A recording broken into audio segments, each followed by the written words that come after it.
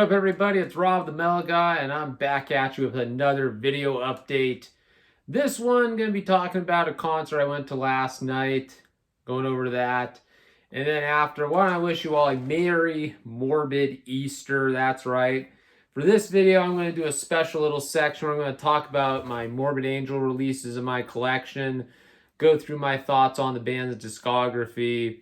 Morbid Angel, one of my all-time favorite bands, so I said, hey, it's Easter. What better day to talk about Morbid Angel? Am I right? I mean, the band that just goes hand in hand with Easter.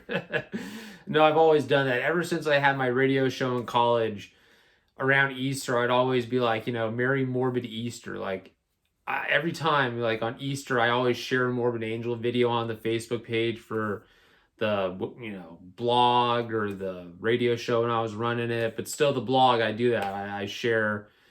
Today I actually shared Angel of Disease, so there you go. I share that. I wanted to share something from Covenant, from that album, so I said, hey, I'll do that, because that's just what I like to do with Morbid Angel, being one of my favorite bands that I've been listening to. A band that when I got into extreme music was at late middle school, early high school. Just have a huge amount of respect for that band. Through the good, the bad, the albums that maybe didn't live up to expectations, I've always been a fan, supporting them, seen them a handful of times in my life with, David Vincent, then now with Steve Tucker back in the band, I've seen them. So I thought, let's just do a video where I go over Morbid Angel. But before that, and this is kind of interesting, and it also kind of plays into why this channel, again, it's diverse in terms of my music taste. As much as I do like rock and metal, I've also been very open about my enjoyment of new wave and synthwave music, and post-punk music as well, and a variety of different styles of music, different interests. So yeah, I mostly talk about rock, metal, stuff like that, but I've gone all over the map. Again, I have a variety of different interests in music, of course. Just very passionate music fan, but again, primarily rock and metal. But like I said, very, very, very diverse. Not narrow-minded. I'm open. I give things a shot. Even the stuff I totally tear apart and eviscerate. I've always said I listen to something before I criticize or form an opinion. I think so many people in the world of music, especially, I'm going to say this, about my own metal community, I feel we say a lot of things without having any context. I mean, you'll get those guys that will just go around and start shitting on a Taylor Swift, song that's like, dude, I don't like Taylor Swift, but you actually listen to it to actually know what you're even maybe talking about. Just to start insulting her without actually, have you ever had to sit through and torture yourself? See, I'm one of those people that before I go after something, I always believe you should listen to it. But anyway, going off of that side rant, let's not talk about her, goddammit. I've ranted about her pissing me off and just football alone in my time, and I don't want to anger myself. I want to be happy. But don't get sidetracked. That's always seems to be a problem with me in these videos. I go on a rant because something pisses me off. And like I said, usually when I'm pissed off, I have a history or justifiable reasoning because I've either had to listen to it, I've had to watch it when it comes to movies. So whenever I go after something, it's not that I just, I'm going after it just to, attack something. No, I have a base to go off of, a basis there. So let's go about the concert I went to last night. Glass Spells is the artist. Give him a shout out. I got this vinyl when I was at the show. This is Mirrors. This was actually, I believe, an EP release they did before their full-length Shattered. But a couple of the songs are actually from this, I believe, are on Shattered. I have that in my collection because I saw Glass Spells last month in San Jose at the Ritz. That's how I had heard about them. I've gone to the Ritz numerous times for shows. Saw Morbid Angel at the Ritz. Go there you go. Connection to Morbid Angel. Who would have thought? Glass Spells, Morbid Angel. No one thought that was coming today. But no, I saw that they were performing. They were a synthwave act. I listened to some of their music, and I was very much impressed. Like, whoa, this stuff sounds like something from the 80s. Reminded me of a lot of the 80s post-punk, new wave artists I like. The synth bands, Pet Shop Boys, Missing Persons, Kim Wilde. Susie and the Banshees, they actually covered last night's Spellbound, which was so cool to hear. And I'll talk about that. But really glad I got this release because I wanted to get the album Shattered on vinyl. The last time when I was there, they sold out of that quick. So I made sure to grab a copy of this because I saw it was there. And so let me just show you this. Songs on this that I really enjoy: Psychic Lovers, Night Hour. That's a really good song I'd recommend. But give a shout out because I didn't even realize this. Look at this. It's on a blue vinyl. That's cool. Again, I don't mind if it's black or, you know, I'm not one of those people who gets all picky with colors. As you know, I've talked about certain releases in my collection where as long as I have a physical copy of the album, man, that's all I care about. Some albums, you know, it's cool to have on the variants. I just ordered Mortis. If you're not familiar with Mortis, Dungeon Synth artist, iconic. I just ordered Fortiel at Hursk, which is a landmark album, iconic release in Dungeon Synth. I actually have a long sleeve shirt of it.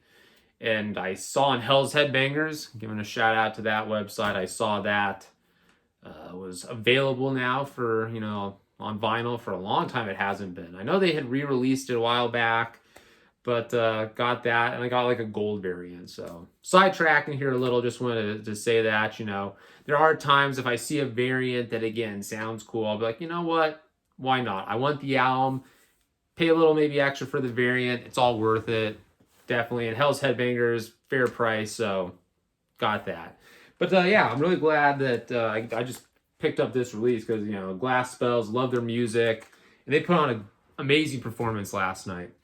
The only thing I'm going to say, the venue itself, Moe's Alley in Santa Cruz, it was all right.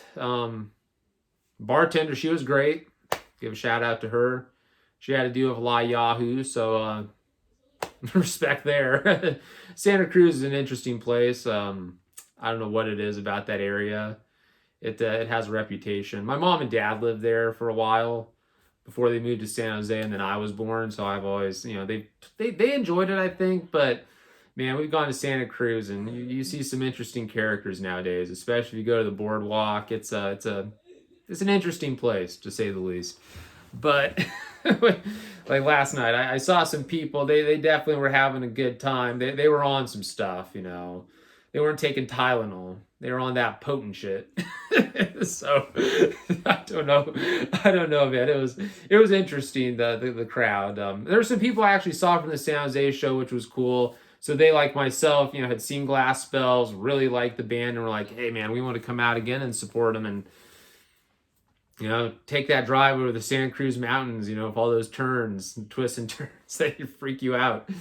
You know, God, driving home, trust me, was crazy. I saw like 3 fire trucks on the other lane. There's like something smoking. Because, man, people go fast on that. It's dangerous. It's dangerous. So be careful if you're ever driving Highway 17 from San Jose to Santa Cruz. It is not something that you should be recklessly driving on, man. Just throw it out there. But getting back to the concert itself, Glass Spells, great set. Got to hear the songs I enjoyed. Shattered, probably my favorite song of theirs. Psychic Lovers, I love hearing that song as well. And then they did the cover of Susie and the Banshees' Spellbound. Because in San Jose, everyone was shouting for an encore. They're like, encore, encore. And the singer, she was like, we don't have any more songs. Like, we sang all the songs that we, you know, are going to be able to perform. We have nothing else. I think she was kind of like, wow, she wasn't expecting that reaction. But she was being honest, like, hey, we really don't have anything else. I mean, I feel bad. You want another song. So this time, everyone's shouting encore, encore. They were ready. And I thought that was so cool. It was like, okay, we figured it out from San Jose. We have you covered. And that was cool. They did a cover song, which a lot of bands have done that, you know, for their encores. I've, you know, numerous shows in my time. So seeing Glass Spells do it last night was great. Opening bands, first one, I think her name was Gabby Bravo. She was all right. Synth pop artist. Not my cup of tea, you know. Definitely not something I'm going to even try to get into and technically review, because, again, it's not my stuff, honestly. Again, I'm not like a very knowledgeable person in synth pop, and it was all right. She got to give credit to her. Young artist performing and got a good opportunity. It sounds like last minute she was called upon to show up, because the band that was actually supposed to play that didn't was like Topographs or something. So I don't know what happened there. I didn't even see anything on the website, or not the website, but the events for social media, the events pages that I saw talking about the show weren't even saying what happened, just if they canceled or something. So I felt kind of bad, like, man. But hey, last minute for this artist, she got the chance. Good for her. And then the next act, the Holy Water. Man, this guy, I don't know how. Man, I'm losing words here, people, because I'm gonna try to be very polite with my criticism here, but it was just bad. Well, yeah, I'm not gonna totally destroy the guy, but maybe at first I was like, okay, he's got some. It sounded a bit to me like he had elements of New Order in his sound, which I like. The guitar arrangements he came up with. He used very simple chord progressions to kind of fit the synth background he was coming up with. His musical landscapes kind of reminded me that of like, okay, this is like 80s new wave, not horrible. And then there was some kind of EDM, very punchy rhythms. And then there was some hip hop rhythms and some other stuff. And the guy lost me. And at one moment he said something like, let's burn this place down. And then he kind of stopped and he was like, oh, whoops, we shouldn't do that. And I was thinking, yeah, Great White will tell you it's not a good idea to be burning venues down, buddy. I know he was, saying as a figure of speech, but still, it's just one of those things. It was a very cramped place. So I don't think I'd be making jokes about let's burn this place down. I was like, no. So if he played a Great White cover after saying that, that would have been really bad taste. But just to throw that out there. And if you don't even know what I'm talking about, Great White, 80s hair metal band, played a show that was very tragic what happened. Somebody shot like pyro off or something. They had pyro going off in a venue. There's been documentaries about it. And they've done benefit concerts for it. I think Dee Snider, Twisted Sister, was involved. But that's why I know you be very careful with flammable materials at concerts. Okay, people? PSA right there. Don't be burning stuff down at concerts or shooting flare guns. Deep Purple will tell you, Montreux. We all came out to Montreux, Smoke on the Water is about a dumbass that shot a flare gun during, what was that, Frank Zappa set or something in the venue. It burnt and inspired Deep Purple. So, but anyway, if you're new to this channel, you're going to hear me go off on a lot of side rants, because that's just what I do. I live in a world of my own. But anyway, let's look over the whole shows. Good. I mean, at the end of the night, I'm glad I got to see Glass Spells again. I really like to see them come out to Contra Costa after my buddy Michael and his band Hemotoxin played at this place called the Brentwood Emporium, playing with Bonded by Blood, thrash metal band from down south, and some other really cool acts that night. I like that place, the Brentwood Emporium out there, and I thought, man, Glass Spell should come up here. I think the Contra Costa music scene would be great for them, because Brentwood Emporium is all ages. The two places I've seen them play, 21 and up, hey, I'm not faulting them, because, hey, you got to play where you can play. But I've always said, in my opinion, when I look at the history of music venues and the places I've been and the atmosphere, those all ages shows are just something about them. Like at the Phoenix Theater up in Petaluma, when I used to go in college to numerous shows, seeing friends play, seeing different bands, punk bands, death metal bands. I saw an independent wrestling show at the Phoenix Theater. That all ages environment, there's just something about it. And I think Glass Spells would, maybe want to entertain coming out to Contra Costa County, because I think their music would definitely appeal to the wide range of music fans out here, especially amongst the Bay Area. Brentwood's not a bad place to, travel out to It's not like going over the Santa Cruz Mountains for damn sure, I'll tell you that, you know. So, yeah, I like to see that. If that could happen, you know, somebody from the band or a friend of the band's watching this, say, check out the Brentwood Emporium in Brentwood. Man, maybe Brentwood was gonna start picking up and getting recognized for something other than corn. And when I say corn, I'm talking actual like corn. I think it's like known as the city of corn, not. I guess people now refer to corn as the other. It starts with a P. I guess the girls don't want to call themselves porn stars. They want to call themselves corn stars. I hear. The hell's wrong with these young people nowadays? Freaking weird. Anyway, here it is. I'm promoting all ages venues. I'm calling young people and I'm insulting them. Well, I need to stop it.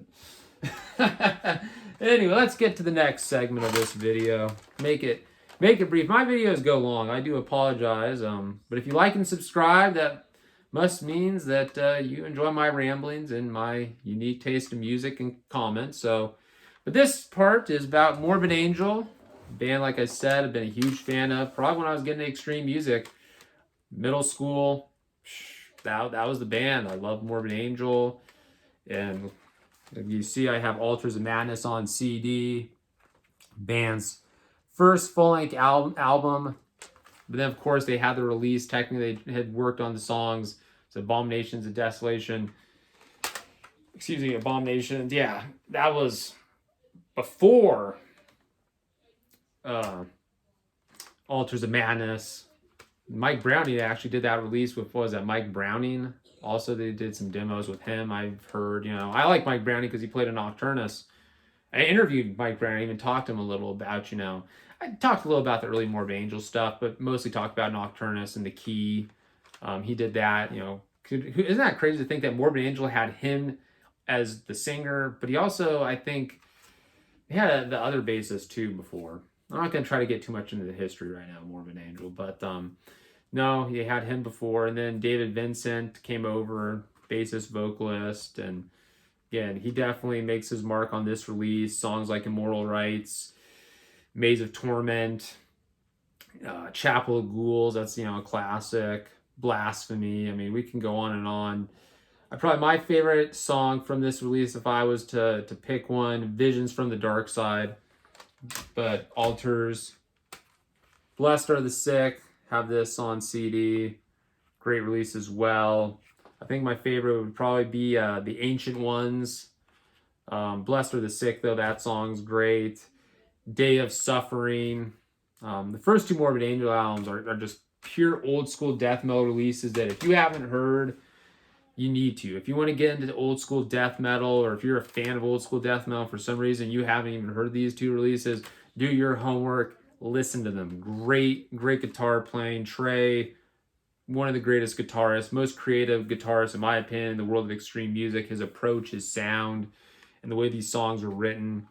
So oh yeah, I actually have here, so I don't have Covenant. I need to get Covenant eventually on CD or vinyl. Probably go check it out. Hell's probably has it. Hell's Headbangers. I usually get a lot of my releases through there. You know, if I find it at a store, maybe. You know, again, I have to drive out to certain places. You know, I don't have a record store in my city. But I have, my next collection here is Domination. Get that in there. This actually, the story about this was, I worked, oh my God, CDs are falling. CD down, Heretic down, damn it. But I worked, well, I didn't work. I was part of the radio station in college, as I've talked about before, my college radio station. I had my show, Morbid on Domination. This was actually signed by Eric Rutan, if you can believe it. Because Eric actually played on this album, which is so cool. That I actually, when I saw Hate Eternal at the Phoenix, I asked him if he could sign it, and I talked with him a little. I interviewed the bassist actually at that show. But get to the story of this release, why it has this sticker and it's got the K-Sun written on it, was when I was at K-Sun, the head, Nate Campbell, was like, you know, we're going to get rid of all these old CDs. And eventually also was like, yeah, just get rid of all these old vinyls. Well, there's a lot of good stuff. And like with the CDs, he actually told this one guy, just let's throw it out. Like, they were putting in trash bags, CDs. And so I, along with some other people, are like, dude, some of these albums are really good. You don't want to just toss them. So we actually saved, as we joked, we rescued a bunch of these great albums, the stuff we liked. For me, it was mostly a lot of metal stuff. Actually, the legendary Shack Shakers, a rockabilly band, I found their CD that I really liked, the album Believe. So I saved that, as I joked, right? We saved the CDs and the vinyls. And actually, the vinyls, I sold some of the vinyls that I didn't want at a show, and I raised money for K-Sun. I remember I actually gave Nate a check, and he goes, "You made this much money from selling those old albums? Those are actually worth something?" And I was like, "Yeah, they are, buddy." Amongst the metal community, there are some gems. Actually, I gave my friend Chris some of the albums. I just gave to friends. Like, I gave my friend Chris Death in June. I gave Donnie Violence, Eternal Nightmare. He's a huge Violence fan. So I said, "Here you go, Donnie." I gave Zane, this one friend of mine, I gave him a Voivod, like, single. They would send to the radio stations back in the day, the college radio stations would get these, like, singles from the bands or from the labels, right? Promos. And we had a bunch of those. I mean, I had a Halloween I gave to somebody. I mean, I gave a lot. Jarvis from Night Demon, I gave him a Dr. No release, a Satan release. That was really cool. I'm trying to even remember which Satan release it was. It was one of the later ones. It wasn't Court in the Act. Trying to remember. I also gave him a UFO release. I gave him those. So yeah, saved a lot. But Domination, I was happy to find that. It's a good album. Where the Slime Lives, to me, it's a song I've always enjoyed. When I heard David Vincent play that live, singing it, sing along with him, those lyrics are great. The next CD I have here, Heretic, Steve Tucker on vocals. Steve's great. I mean, when people say, what do you prefer? It's hard, but at the end of the day, I always like the stuff with Steve Tucker because of just the way it sounded. Like, I've always felt Heretic is an album that's so underrated. It's a good album. Pete Sandoval is a monster on this release. His drumming is just insane. He's definitely one of the greatest extreme metal drummers of all time. And then here's Kingdoms Disdained. It's the last full-length release they've put out. I thought this was a good return album compared to that Ilium, Davidium, Insidious, Decrapius, whatever you want to call it. I personally find that album to be very disappointing. There was a song I actually didn't mind from it. Trying to remember was that Existal Vulgaire? I can't remember. It was okay, but for the most part, that album was disappointing. I think that there was a lot of expectations. Hey, you have David Vincent, you haven't put out an album with him in a while at that time. People had their hopes up, and sure enough, the hopes were dashed, and that's what it was. And then they went out and did the Covenant. Was that 25th anniversary tour? I saw them. And I always joked, I said, this was an apology tour. Or this was to be like, hey fans, I know you didn't like that last album, so we're going to play Covenant in its entirety and some other songs, and you're going to just, because you all love Covenant, here you go. And so that was kind of like, sweet, we get to hear, God of Emptiness and all these great songs. And it was like, we were kind of forgetting about that last album. And then David was gone. Dave Vincent's gone and Steve Tucker's back, and you're like, okay. And I saw them when Steve Tucker was back in San Francisco. I said, hey man, this is great. I hope they keep it going. And then I saw them in San Jose right before COVID hit. That was in 2019. Put on another solid performance. I heard them play Summoning Redemption live. That was awesome. And two vinyls I have of Morbid Angel, because again, they are my favorite releases probably if I was to pick. I have Gateways to Annihilation on vinyl.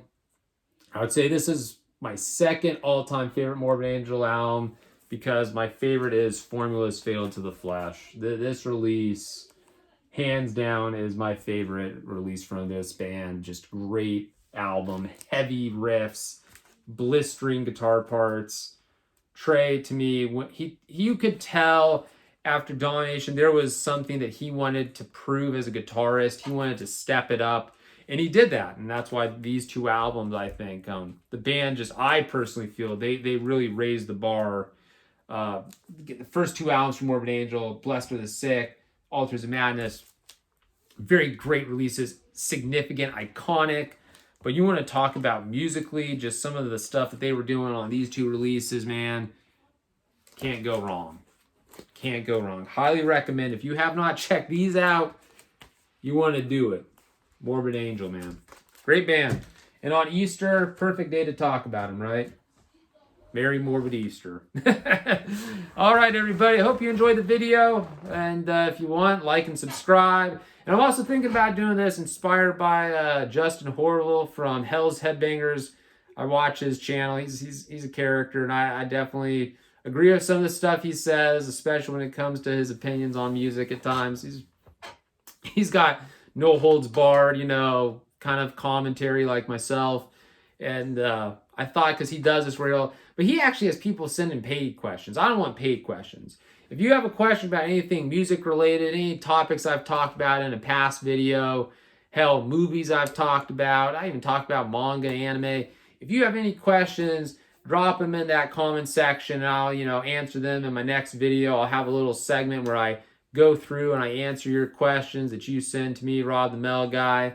You know, and like I said, I'm not going to make you pay. I'm not going to, you know, do something like that.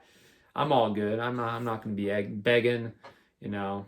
I'm not one to do that. So just yeah, free questions, and I will, you know, respond to them, like I said, next video maybe, a little segment. So all right, everybody. Till next time, have a good one. Rob the Mel Guy signing off.